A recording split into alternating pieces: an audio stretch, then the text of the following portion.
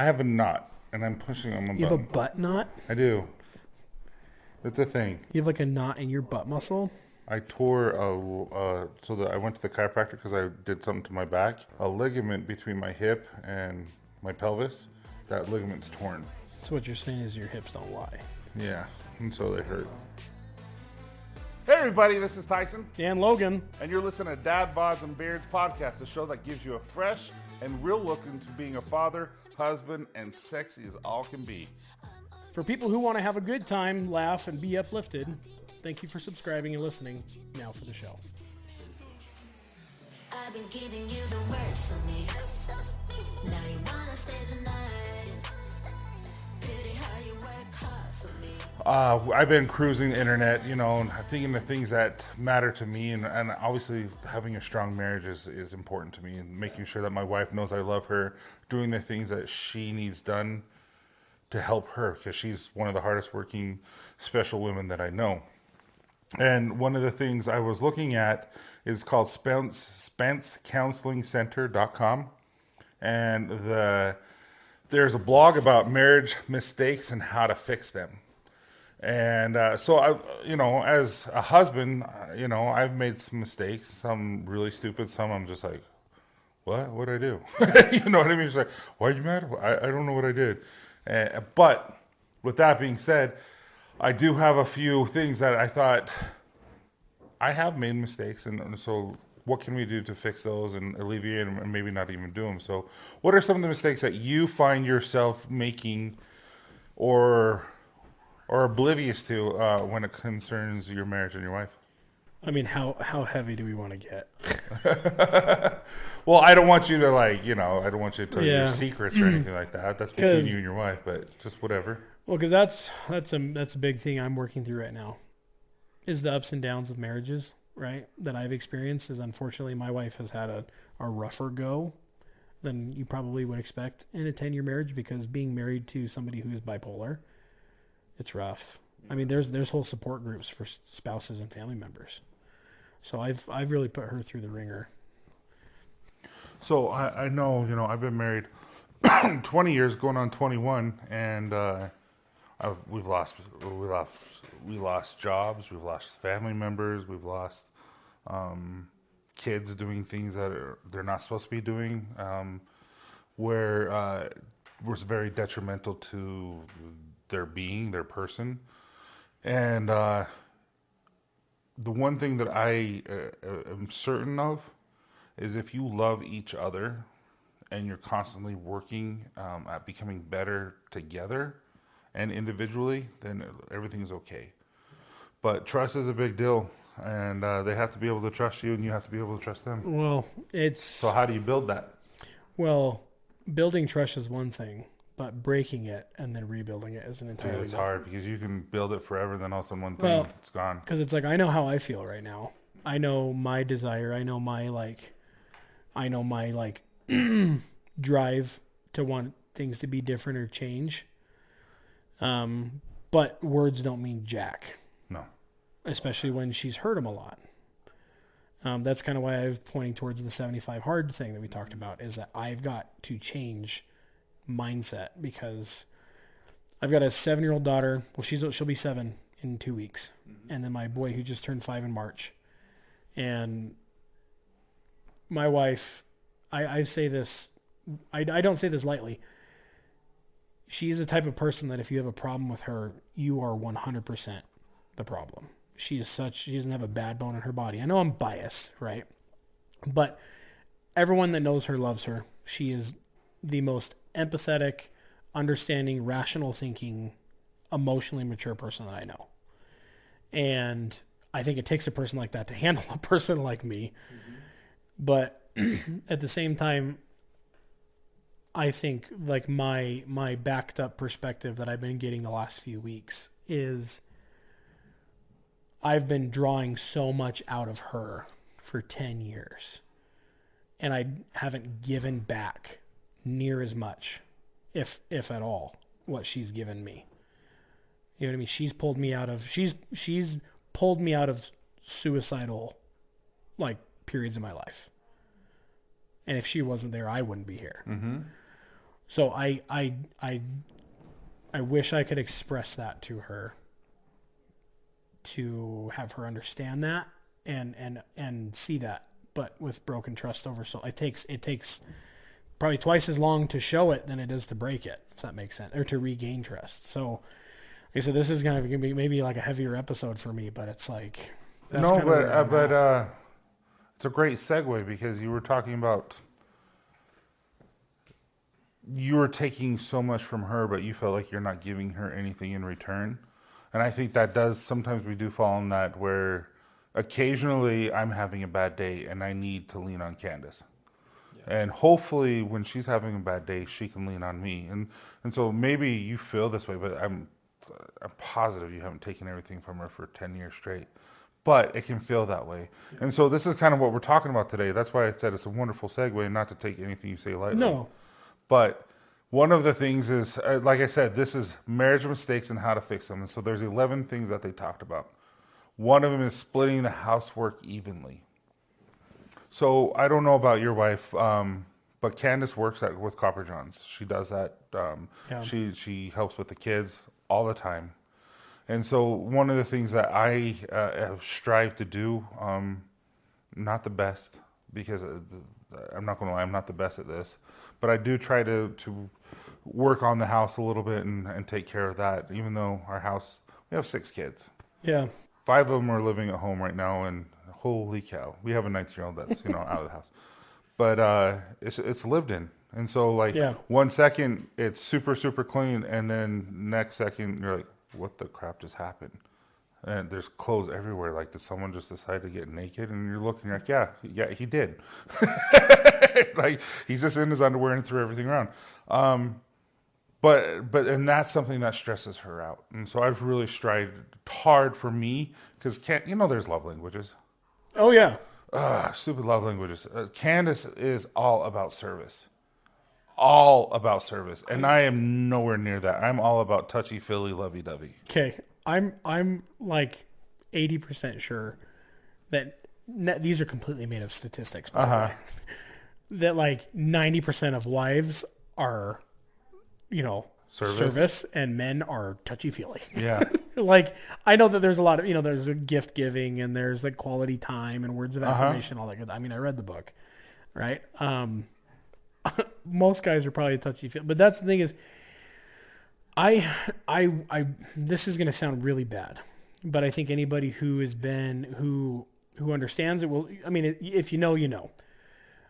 Certain mental health issues lead to a major lack of empathy, and it's just a chemical imbalance, and then it's habitual. From there, it's hard to get back out of this. There was such a long period of time in my life where I was so mentally messed up. I like didn't have the ability to think about other people. It was like narcissistic without being full of myself because I was so trapped in how to get out of being depressed and suicidal and solve all these issues that like I was aloof to like my wife's love languages, or like how some people would perceive me, and like I was ruining my own reputation because I was so off my rocker and I refused to get help. And so I think, yeah, I mean, I respect that. I wish going back, I could tell younger, 23-year-old Logan when he got married, like, hey, get help now because, you're going to cause some PTSD in your wife if you don't get, because in 2 years, this is going to happen and it's going to reveal a side of you that she didn't know existed. Yeah. And what's nice about you just even having that awakening that there was an issue, like you've taken care of it since, but like for me, it's never too late. I just 9 weeks ago, this therapy started that because it's something that I knew that I needed in my life. It took me a freaking long time, 43 years, but I'm there. But like I was saying, like the love language, that's her, and I feel like I'm always working and doing things, so I don't put a lot of emphasis in serving her, and so I've tried to put more emphasis in making sure that, she's on a trip. The house wasn't the cleanest when she left, and no fault of her own. I'm just saying they were in a rush, and so I'm here with my 2 boys, and guess what we're doing? We're mowing the lawn, we're cleaning the house to show her that I love her, and making sure that she's, I'm not asking for a trophy from her, but it's just me showing her that I love her. But what's funny is we could be at a party, literally at a party, sitting side by side, her just like putting her hand on my knee, not talking the whole time to each other, and we're having our own conversations. I'm perfect. Well, yeah, You know what I mean? because yes, the hand. But if she wasn't touching my knee, I'd be like, "What's wrong?" 100%. You know what I mean? Yeah. And so it's just weird how the love languages work. I'm like, But like there is little things that I look back at text messages or think back to conversations that like she's asking very simple things for me to do that I think if I did them, it would mean the world to her because it would be like, oh, he heard me. He's listening to me because unfortunately like bipolar and ADHD is a hell of a cocktail and it's hard, but that's an excuse at the same time. It's hard to listen, man. It's hard to pay attention when you have freaking 13 different people living inside your head and they all want to do something different, right? And so but I know that if I don't, I mean, I'll lose my family. yeah, I'm not trying to sugarcoat that. Like, you know, you can only take so much as a spouse. Even if you love the person to death and you have children with them or whatever, you still at the end of the day you have to take care of yourself. And unfortunately, that's how marriages end. Is someone may not be taking care of the other person the way they need to be, and it's terrifying the more I think about it. yeah. That's a great segue. And I mean, not even just like the housework. I work so damn much that I come home and there's this pile of dishes. My kids, I only got 2 kids, but my wife is so dang involved with them. She goes to she's a room mom for our first grader. They both got soccer practice. They got tumbling. My daughter does tumbling just like yours, but she's much younger and she's amazing at it. And so, hopefully she'll get up there, and she's constantly doing things like for the kids. And I get home, and if the house is dirty and I had a bad day, sometimes I'll be a little bit like, ugh, how come she couldn't just do the dishes? When it's like, I could do the dishes, it'd take me 15 minutes, and I'm sure she'd wake up. And the few times that I've done that, and it clicked, like, hey, dummy, just do the dishes, there was a text message when she woke up the next morning, and I left for work early, like, hey, thank you for doing the dishes. So I'm like, yeah, it's hard to, I don't know, it's hard sometimes, man. it is. And I lost my train of thought because I was listening to you, and I really was involved in. So with what you were saying, though, is I remember when I first got married. Candace and I were going to college together. I was on my second or third year, and so we got married, and we had been dating for a while, known her for multiple years. Never had a fight. It was always lovey-dovey, all that kind of stuff. We get married, been living together for been married for about a month. And next thing I know, we had a fight. It scared me. It scared me to the point where I'm like, oh no, are we going to last? Because I don't know, you don't fight, you just didn't. And that's the second one that he talks about. He goes, having unrealistic expectations of marriage. And he goes on, if couples can weather the storms, communicate, and accept that marriage is not always wine and roses, they are far more likely to stay together. So going into this marriage, you're thinking that, oh, no matter what, it's always going to be amazing, and it's not. Marriage is work. We're not always going to be. You're always going to love your wife, but sometimes you're not going to like what's going on, and it has nothing to do with either of you. It's just when you're living with someone, struggles arise, and so yours is a little bit different than what most people are going to go through. And your wife and you have both gone through a lot, it sounds like. But it's not to your nature. Everyone's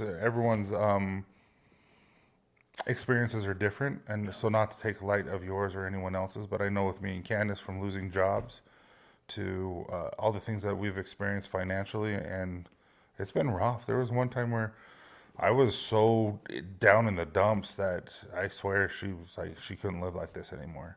And I think that was like year 7, and there's peaks and valleys, and mostly just peaks. We're always up there and having fun, but there's days where you're just like, oh man, this sucks. Did you guys ever have a stint or whatever where it was like roommates, like you were just existing together, as opposed to like? In my mind, she would say no.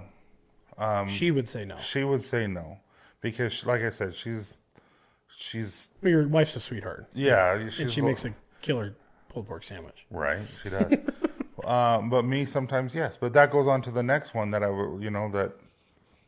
that is the physicality of the marriage too.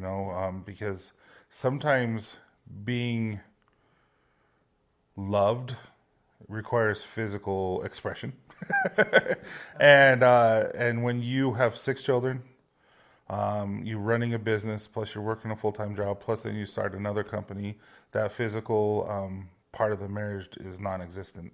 And then you just go through the motions, and sometimes it does feel like you're just roommates. Not that you don't love her, not that she doesn't love you, it's just like you just don't give each other time. And that sucks. Yeah. I think you want to like feel like marriage should just be an autopilot. It should be easy. It should just work. Right? But we've all heard like relationships are hard work, right? I think it's cliche, but it's like I can sit here and count on 2 hands vivid memories I have of times where like I didn't put in the hard work. Yeah. And it's something that has affected our marriage. And so, Well, it sounds like you did not marry a pushover, and Candace is not a pushover either. And so they're going to hold their own. They're not just going to be yes, honey, whatever you want. No, they're going to express their opinions, and they're going to stand by their opinions. And I think that's what you want too, though. well, this is what breaks Well, my I know heart. that's what you want. This is what breaks my heart when I say it out loud, because I've heard it said to me a bunch of times by her, is that she feels like she's been a pushover at times. Like she hasn't like stood up enough for herself at times that I made a change when I should have. Like I say, I know there's a lot of like ominous like overtones here. Like I've never been abusive to my wife, physically or emotionally or sexually or anything like that. But there was times where I was, because of being bipolar, I was not open and honest about finances. And I mean, financial abuse is a real thing inside marriages. And emotional abuse. I was very angry for years, like horribly angry, because I was fighting my own inner demons, literally, like and that it weighs on somebody. And so that breaks my heart, is because I see her as one of the strongest people I know. I mean, I've seen her literally give birth naturally to our daughter and then have her fight through an emergency C-section and then recover for our son that almost died in childbirth, and then bounce back and be supermom. And so it breaks my heart to hear her say things like that and then be the cause of it at times. And so I feel all this welling up, and it's like, I hate you that you picked this episode. But it's like, I've been feeling, I mean, this isn't nothing new. I mean, I've been texting on and off for weeks. And I mean, even back, when we I told you when we took a trip to California, and I was going to be, spending time with the family, kind of phone off type situations, because I've been feeling this burning in the back of my head for months and months and months, that like, if not years, that I really got to pay attention and change some things. Because Do you feel that burnt up rage, so to speak? Do you still feel that a lot? no, I think a lot of that was due to mental instability. Fair. 100%. Because and like I said, it's habitual too. Mm-hmm. Like I'm starting to see my kids will get angry. That bothers me, So because they've seen me get angry. I don't know. There's a religious leader, and we're going to keep religion out of this podcast, but there's a religious leader that I just absolutely love, and he taught that it was just a bunch of men there, and it made me laugh, because you would never think he would get angry. But he's like, in marriage, you're going to get angry. You're going to have disagreements. And he's like, when that happens, I always go outside. I take a breath so that I don't ever say anything that would hurt my wife. Because I know if I did, I would feel bad about it later. And he goes, and brethren, I have spent a lot of time outside. And he's like the leader. And so I just know that there's occasions where I get upset, and I'm like, I've actually, since this one blow up, I've caught myself. But there are times where I literally have to go for a ride, and I'll go get her a drink, because she loves, I'll go buy her a soda or something, and just show her that I love her. And And then I get back and we'll both be like, whoa, we don't know why that went that crazy, but we're both good. And See, like I said, I wish I could go back and count or tell you how many times that I wish I would have taken a breath and just walked out for a minute or whatever. But I'd get hyper fixated on like the but emotional. see, you know that now so that you can help it later Dude, for the future. I mean, I took anger management classes, and like there is, and anybody that this was an interesting concept that was proposed to me and how it bleeds over into marriage is that it's not that like you're angry at that person or your wife or your spouse or you hate them or whatever. It's like you can like there's emotions and like chemicals that come along with with being angry, with being irate. Like it's unfortunately some people kind of get a high from being angry. And there was a time in my life that I think you see that in media all that the was time. such an intense feeling when I was so numb and depressed that like it would be easy for me to get irate about stuff and then just go and steamroll. Right? Like I said, I've never laid hands on anybody out of sheer anger, except for maybe in high school, and there was a couple of times. But I'm really trying to work on like patience and taking a breath. And like we were just talking to your dad, and we've got to get him on another podcast about Oh, he'll this. be. We'll That get him. I mean, like that resonated with me really well. But just like getting down and like talking to my kids, I love my kids to death. Like any good dad, I would. There is absolutely, and I don't say this lightly, and I'm sure this probably will annoy some people. Not even God can get in between my wife and kids. If you believe in God or any deity or whatever, like I will choose my wife and children over a religion, over a belief system, over extended family any day because of what they've been through with me and because of just the unconditional love that is just ingrained in them. And so your dad talking about coming down and talking to your kids on their level or like trying to find the level of the person that you're trying to communicate to and talk to them on their level as opposed to try to like force someone to come to yours. I think that's something that I could probably use tonight when I go home. Yeah, it's the thing. The thing is we're all going to get upset, and it's just happened. Your wife's going to get mad at you. You're going to get mad at her. It's how we deal with it. Just have you ever seen the meme or the comic strip where it's two old people and they're sitting on a bench and the guy's really upset. They're both upset with each other. It's raining and he's still holding the umbrella over her Yeah, head. and he's holding over. I have seen that. And so it's just basically it's like, guys, we understand life happens and you're not always going to get along. You're not always going to see eye to eye, which sometimes I mean it's okay.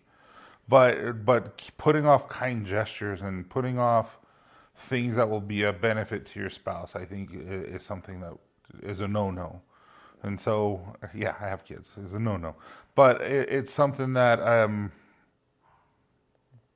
like I said, I'm mad at my wife, and I'll walk out, and I will still go get her something, a treat or something, because I know she'll love it, and I know that I love her, even though I'm upset at the moment. And usually, so then you get it, you come back, and you're like, well, I know why I was upset, but it's the dumbest thing ever. So, I tend to still be able to do that. I'm still able to say sorry. I'm humble enough to know when I'm wrong. Yeah, and that's one thing I will say. I'm not trying to boost myself. Like I say sorry quickly if I realize it, recognize it. And unfortunately, I'm sorry can become very numbing. You know what I mean? Like if you hear it too much, it doesn't mean anything. So I think you're a very good man from my perspective. Well, Like so are I you. wish. Well, I am just. I'm sure I'll look back. If I'm really committing to some of the things that I say I'm committing to, and You are. look back and be grateful for the perspective I have now. But I'll tell you what, like, it's hard, man. It's hard to like be in a position where you see yourself needing to make changes so that you can keep your family together. Yeah, the reason why we're doing this episode and everything, it's just because you've been married 10, and there's people out there that there's people out there that have bipolar. There's people who have mental and emotional needs that are not being met, or what am I saying here? There are a lot of people with a lot of different disabilities. Yeah. And some of those disabilities make it a little bit harder to stay married and get along with. But if there's someone out there that can be, just have one little thought that, hey, I need a change, or I need to go to therapy, or I need to do marriage counseling or something like that, then this was a benefit to them. And so, but one thing that I notice is the parental differences. So I never had any issues when it came to parental differences when my kids were young. Yeah. Then there's teenagers. I have no advice for you there. I'm No, not there yet. no, that's what I mean though. Is I don't know if you've had, hey, we're going to do this with our children, or we're not going to do this to our children, or we're going to spank, or we're not going to spank. It's like, every parent is a little bit different. We didn't spank, we didn't do any of that kind of stuff. But now that when they're teenagers, they're a different person. Well, they are a person. That's the thing. Yeah, They're not a well, all little of a kid sudden anymore. they're learning how to think, because by age 13 they can start logically thinking on average. Yeah. Which means that they haven't been able to think until then. Then you add all these extra hormones, so all of a sudden you have someone who thinks they know everything, and they're highly emotional because they've never dealt with these hormones before. So they know everything and they're crazy. And so Crazy's another word. Sorry. Yeah. But that's the thing. And so all of a sudden, my kids are doing one thing that I totally disagree with. I'm like, no, you're not allowed to do this. Yeah. And my wife's like, well, if that's the worst thing that they do, then it's okay. I'm like, what? Then all of a sudden, now we're having different parental differences and how we're going to handle it. And that's where Candace and I started having a hard time. Is how do we treat this person in our family that doesn't treat everyone with respect? That actually fights, and fights, and I don't want to give this out or anything, but hurts people in our family. And so how do you parent that when you have an idea and your spouse has an idea? And now her and I are now on the same side, but it's taken multiple years to figure this out. And it's been tough. It was really, really tough. Well, it's funny you say that, because I feel like I am more on my wife and I have molded onto the same side now than we were a couple years ago. Because we have babies still. Yeah. I mean, my son's 5.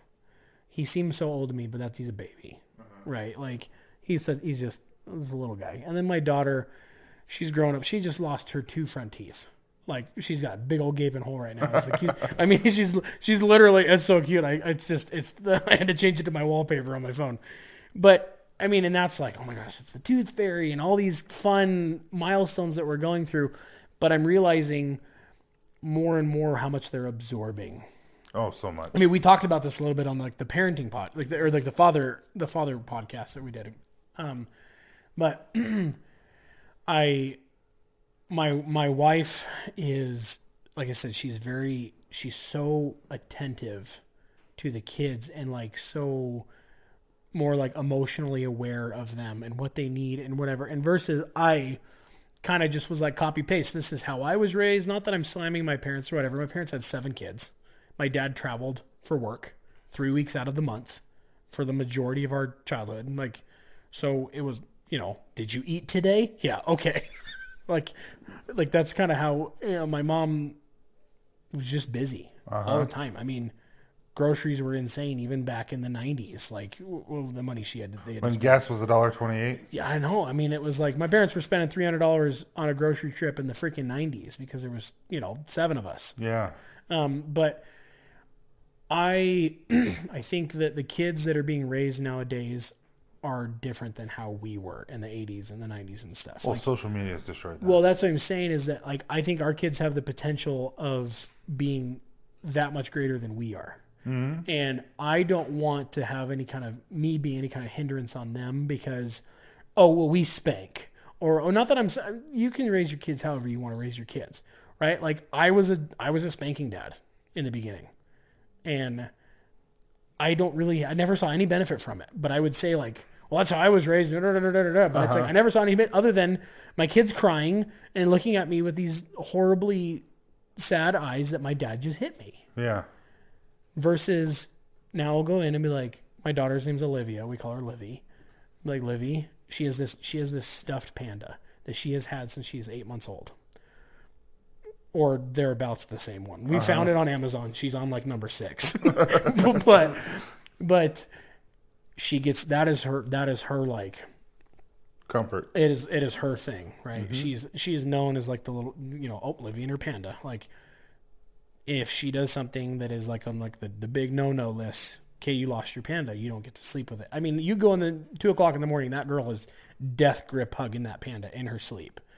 So losing her panda is like a massive hit, like a big blow to her. And she's so sad. And so finding like how to communicate with my kids is something that I learned from my wife, because I learned like the no. I was raised in a very structured, Christian, very staunch religious household in a very specific kind of way. Not that I'm saying it was bad, but there's things looking back as a parent now that I would do differently, and I'm trying to. Because I'm like, man, I wish I'd have had that in this scenario. So I'm trying to do that with my kids, because I've seen my wife do the same thing. Because at the end of the day, no matter what my kids turn into be, or what they want to do, who they love, what they want to be when they grow up, or whatever, I don't ever want there to be any weird wall that my kid can't come talk to me.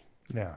I don't, like I said, kind of going back to what I just said, there will be nothing that can ever come between my kids and my wife and how I feel about them. And so I think that's something I have learned from my wife. Yeah.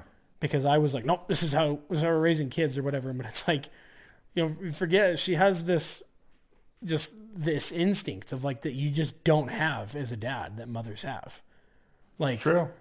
Like we'll be laying there in bed and all of a sudden she's like, can you go check on her? Or like she'll just have, and there's been times where like, she was like hanging off the edge of her bed. She's on a loft bed and it's like, a couple more inches she'd have, head planted, or there's been nothing wrong. But like, my point being is that there's so much that I have learned from my wife on how I communicate with my kids that no doubt has improved my relationship with them. Yeah. And had I been left to just doing it my way, I'd be the, oh, Dad, you're the funniest, to like, yeah, my dad's kind of mean.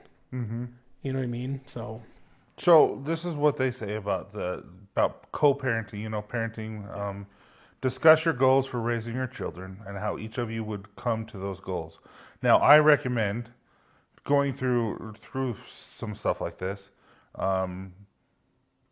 You are going to need to go through every scenario, whether it be a child who is being bullied at school, or to a child who is pregnant, to a child who tried to commit suicide, to a child who is going through mental disabilities, or a child who's extremely popular and is extremely cocky. Like all these things, like how am I going to parent each one of those? Because they all have to be parented different. And Candace and I talked, but we never talked about those particular issues, or what happens if you have someone who is extremely depressed, and how do you parent that person?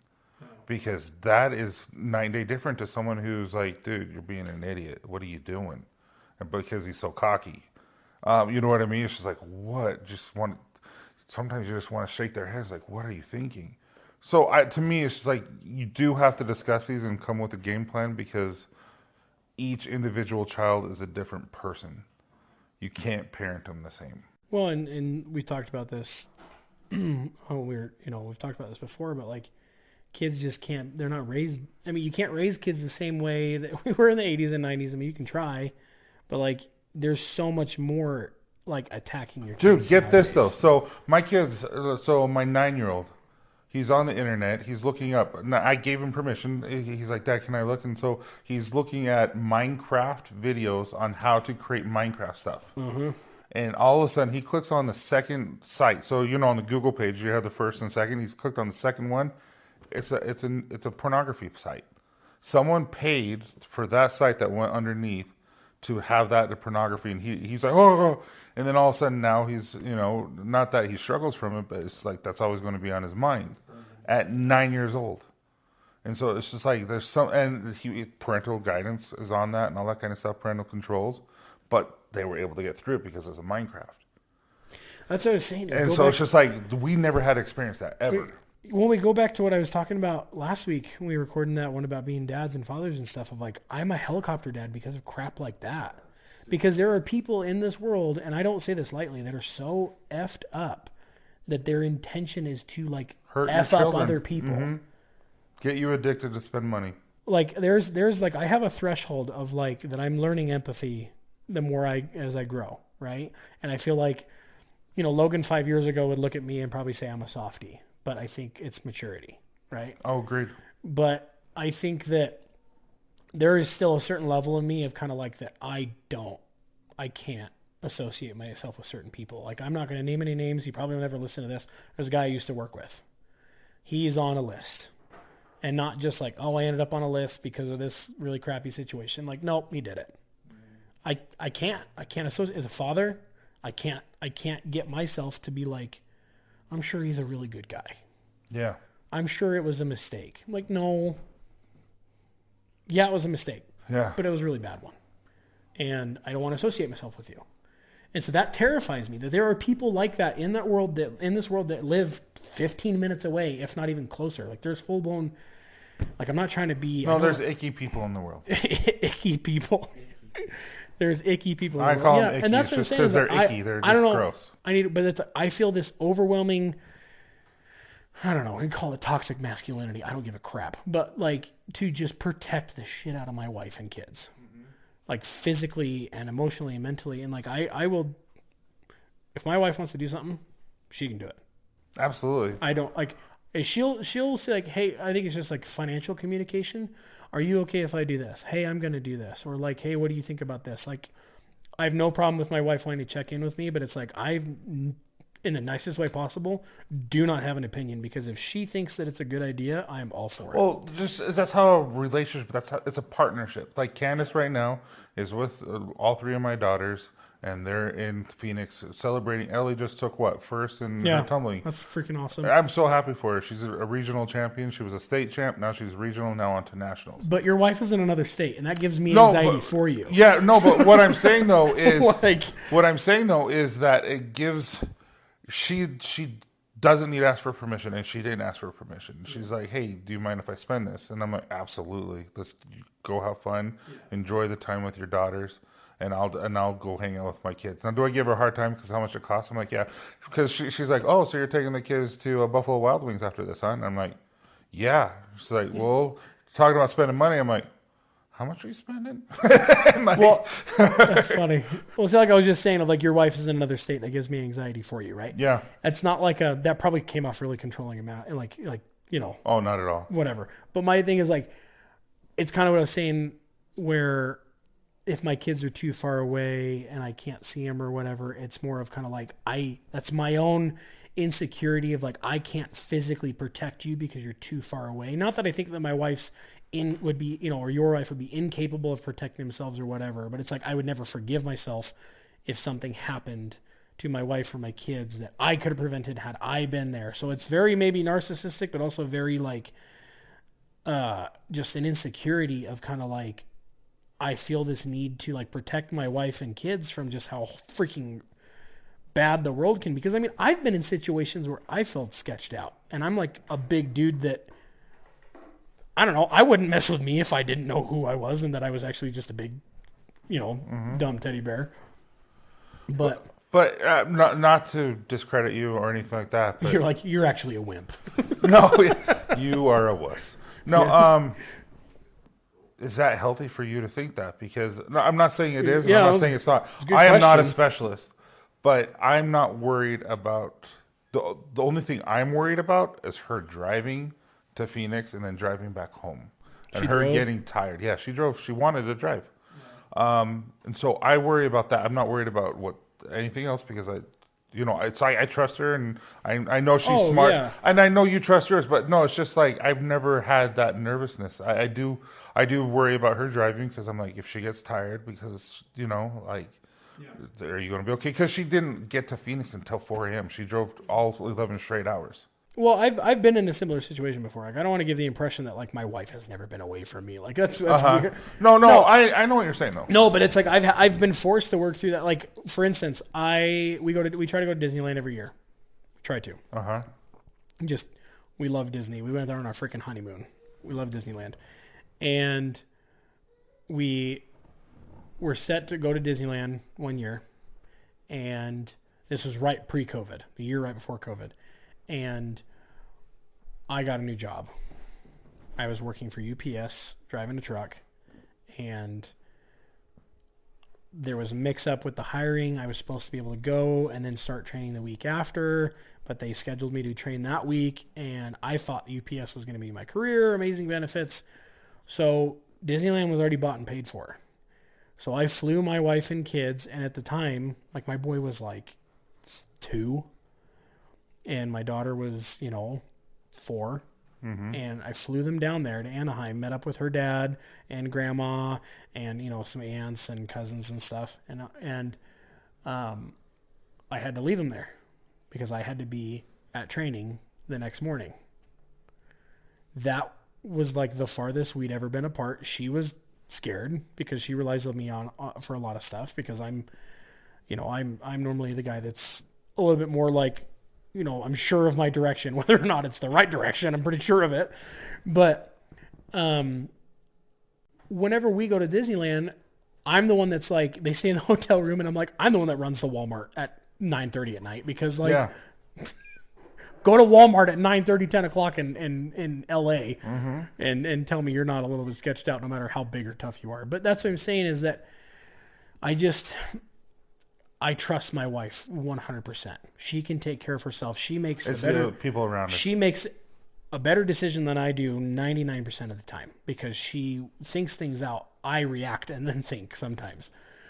But it's like it's the other people that I'm afraid of. It's the other people, it's the other situations that I would be able to ultimately like physically step in front of if something were to happen. But like if I'm not around, that scares me. So I'm not controlling it all. It just scares me of like the what if something could happen one day and I'm just going to beat myself up. Even if I like had no reason being in that situation, I'm going to beat myself up because I wasn't there. Yeah. So I got to work through that. No, that's the whole point of this conversation is there's not that we're bad men or bad fathers or bad husbands. It's just these are things that you and I are going through that maybe people can resonate and get better and listen and understand that it's not just them going through these situations. Do you know, like, well, the last thing I'll think we can move on to the next one, but like, no, but seriously, I'm just talking.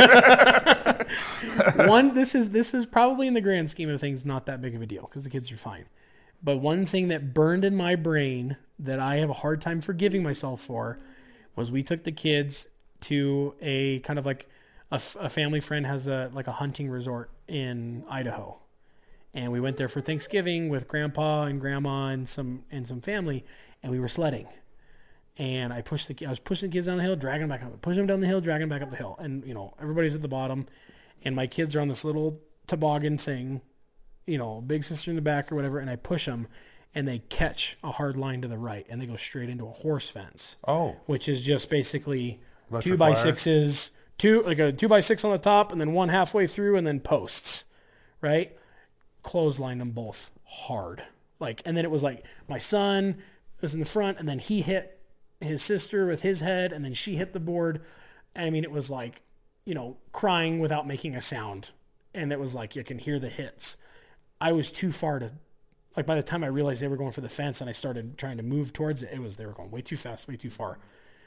And like my son to this day, like, yeah, Dad, you remember when you pushed us into the fence? But it's like my babies got hurt and I couldn't stop it. Like, it's like, had I just pushed them this way, they wouldn't have gotten hurt. I mean, it ruined the whole, next couple hours and they were all bloody and it was bad. Like I was really cautious. And I know that's specific, but there's got to be a time in your life and that I've learned having teenagers and an adult teenager that their decisions are their decisions. Yeah. Now we're talking about littles right now with yours, but as they grow up, you have to let them just be and let them make their own decisions. And that to me is really fun to watch, but also nerve wracking because you can't control them. You don't want to control them, but you want to teach them what, as their little kids on what is right, what is wrong, what is productive, what is not being productive, so that when they grow, they can be good people. And sometimes when you see them make those decisions, that you're like, oh, that's why I struggle. And don't get me wrong, they wipe out on the scooter. That's their problem. Like, get up. You're okay. I mean, nothing's broken. You're not bleeding. You're not in concussion. You're okay. It's just part of being a kid. Wear a helmet next time. Understanding the next one. The next one is underestimating the power of small changes. He goes on to say, sometimes couples look to big solutions first, which may cause resentment between spouses. When one spouse asks the other to quit their job because the demands of housework and childcare are too overwhelming for both partners working, consider the smaller changes that might help first. What if you cooked more meals on the weekend or hired occasional cleaning service? Neither of you had to spend your free time scrubbing the sink. Instead of the grand solutions, look for the incremental changes that can improve situations first. I like that because you personally, Logan, Yeah. are going through inner turmoil because of the things that happened in your past. But if you were to look at all the small changes you have made in your life today, you're a totally different person. And it doesn't change what happened in the past, but it does mean that you're working on it. It wasn't one big grand solution, and I'm working every day on becoming a better person. We all are. But I think it's the small little things, because the 75 hard that we're going to be doing, it's small things that build to a big thing. And so each little small thing that we're doing during the 75 days, and you continue, like even this conversation is therapeutic just because we're getting things out in the open that we're like, oh, I didn't see that. So it's just the small things. I feel like you and me and everyone listening, if we continue just to better ourselves just a little bit every day, it turns out just like, we didn't get fat overnight, and we're not going to get skinny overnight. We didn't have, it's going to take time, and we didn't create a horrible marriage, and it's not a horrible marriage. But at the same time, if you have anger issues, it's going to take moments in your life that you're going to have to just, hey, I'm not getting angry right now, and have to physically do it, and then eventually it's just what you do. Well, and words feel good, if that makes sense. Yeah. Like I'm not trying to be like boastful here. Like I don't have a problem in public speaking. I don't have a problem talking to people. I can strike up a conversation with anybody, and I feel like I can get emotionally on someone's level if I want to, quickly. But if I don't want to do it, and I'm not emotionally there, I won't do it. Mm-hmm. But I can be empathetic when my wife and I are like not arguing, but kind of like, this is a situation we need to resolve, talking about our marriage, her needs or whatever. I can see her point of view if I'm calm, and then I'll have every desire in the world to want to change or do something better, or like, meet her on her level with her love language. She's flat out basically telling me she needs. And I'll want to go straight to that, like, oh, I'm going to do this and this, these big grand things. Mm-hmm. When it's funny you say that, because it just kind of had a realization you were saying that, of like the 5 different things that I can do that are very small. Washing the dishes like you did. Well, I mean, even just like, for instance, I'm talking about my situation of like, I have abused money and wasted money on solving my emotional needs by eating. Mm-hmm. and wasting too much. I mean, spending $15 at freaking McDonald's a couple of times a week, and there's been days where I had McDonald's every single meal of the day for a few days straight because it felt good at the time. Mm-hmm. Bringing my wife, or texting my wife, hey, I spent this much at Walmart getting this and this and this, and bringing her a receipt and promising her and telling her I didn't waste any money on this today. Probably mean a lot to her, because it's like, okay, he did what he said he did, and here's the proof of it. So saying that it might seem ridiculous to someone who doesn't understand the situation, but like, my wife and I have agreed that with trying to figure out our budget, that we're gonna text each other anytime we spend any money, just so the other person knows. Not a controlling thing, but just so that we're trying, so we can keep track. We got this little shared a shared document of like we're trying to keep track of some stuff, and her not seeing any surprises on the credit cards or the bank accounts of like that she has to ask me about, me telling her about it beforehand and then bringing her a receipt to show that there's not like hidden cash back so I can get McDonald's on the way home or whatever, I'm realizing means more to her than it probably does to some other people, because it shows that like, okay, he's getting it. That has caused some emotional distress for me over the years when we've got to pay for this for the kids, but you spent that at Wendy's. Over the course of 3 months, it was a couple $100 or whatever.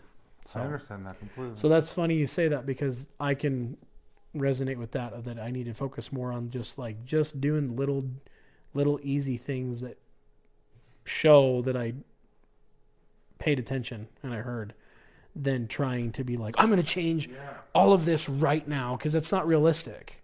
You can't. And it's exhausting. And they're like, no, you're not. Like, I can't, that you didn't hear me at all. And they just walk away. No, you can't. You can make that grand gesture 1 day, 2 days, but it's not going to last. Yeah. But what will last is you walking into her, giving her a hug, and telling her you love her. Little things will add up to be big grand gestures after. The last one that I want to talk about was a great transition to what you were talking about, is the lack of communication or active communication. So basically, this is where I struggle the most, in my personal opinion. And I know we're not trying to, lay all our baggage out to the listeners and all that kind of stuff, but I have a hard time focusing on two things at the same time. It's just me. I can only focus on, so if I'm working on the computer doing orders or replying an email or anything like that, and Candace is over there talking to me about something, I can't do both. And so I'm not actively listening to her because I'm more focused on this. And so I actually physically have to stop what I'm doing, turn around and listen to her, because she matters and what she's saying matters.